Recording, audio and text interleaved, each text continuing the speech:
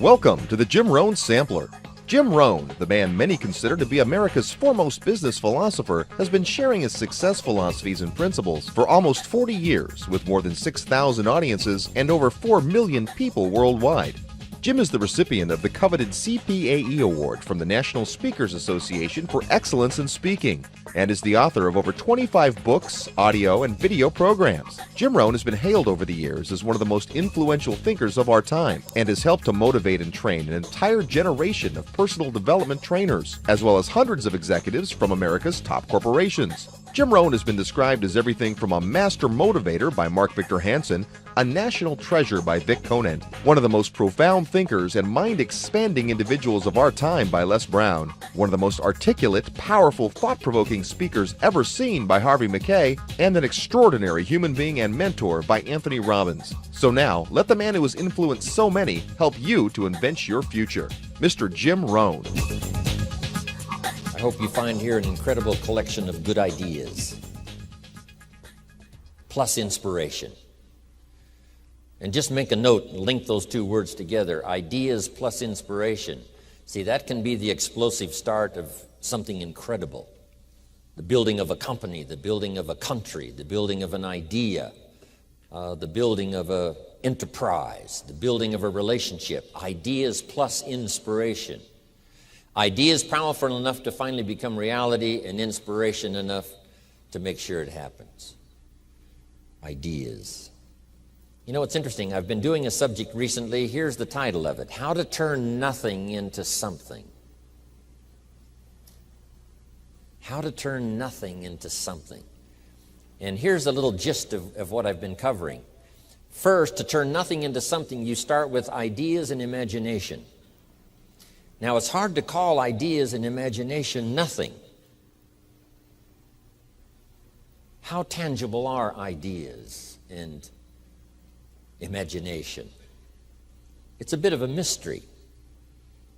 So you can't really call ideas that can be turned into a hotel, ideas that can be turned into an enterprise, ideas that can be turned into the Salk vaccine, ideas that can be turned into miracle products, ideas. You couldn't really call the idea nothing.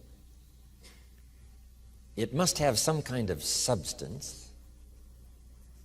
And imagination can't really be nothing. We call it nothing because it isn't like tangible. It isn't like a podium. It isn't that real. But it is almost real. So to turn nothing into something, you start with ideas and imagination. Interesting. Ideas that become so powerful in your mind and your consciousness, they seem real to you even before they become tangible. Imagination that is so strong that you can actually see it. You can actually see it.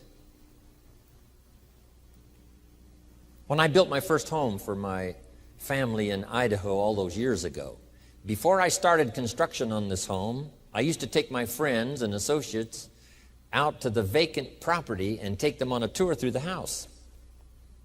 Is that possible? Is it possible to take someone on a tour through an imaginary house? And the answer is yes. I used to say, this is the 3-car garage. And the guy would look and say, yes, this garage will hold 3 cars. Right? I mean, I could really make it real, make it live. I would take them on a tour through the house. Here's the fireplace. And this fireplace is brick on one side and it's stone on the other side. I could make it real. Here's the rest of the house. Here's the kitchen with this view window. And they would look out the window as I took them on this tour. One day I made this house so real, one of my friends bumped his elbow on the fireplace. I mean, it was that real. So imagination, we call it nothing simply because nothing in terms of being tangible, but it is so real, it's almost real. So the first step is to imagine the possibilities. Imagine the possibilities.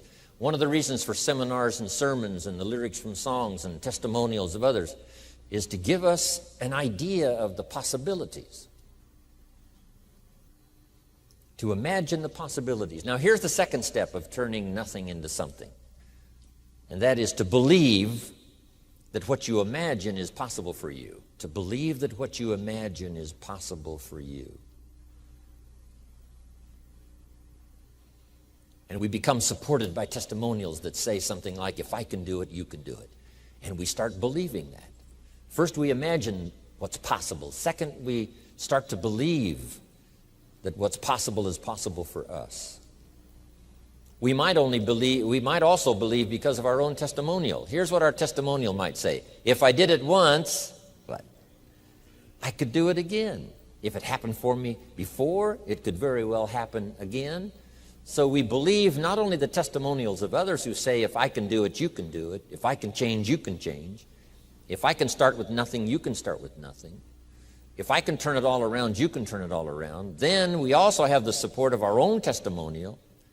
If we've accomplished something before, if we did it once, we can do it again. If we did it last year, we could do it this year. So those two things are very powerful. Now, they're not actual substance, although they're very close. One is to imagine the possibilities. Two is to imagine that what's possible is possible for you. Here's what we call that second step, faith to believe. In fact, one writer said this, faith is substance. An interesting word, that the powerful ability to believe in the possibilities that are possible for you. If you have faith to believe, that faith is substance. Substance meaning a piece of the real. Now, it's not the real. It's not the podium.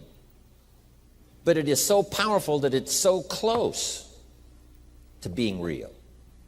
So the writer said the faith is a piece of, the substance of, and then he called it evidence, substance and evidence. So it's difficult to call substance and evidence nothing. It is nothing in the sense that it can't be seen except with the inner eye. You can't get a hold of it because it isn't yet tangible. But it is possible to turn nothing, especially ideas and imagination. Now, if you believe that it's possible for you, that substance and evidence becomes so powerful that it now can be turned into reality. So the first step is to imagine what's possible. Second step, to believe that what's possible is possible for you. Now here's the third step, and that is to go to work and make it real.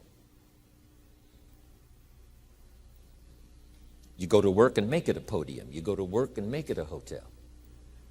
You go to work and make it an enterprise. You go to work and make it good health. You go to work and make it an association. You go to work and make it a good marriage. You now go to work and make it a movement.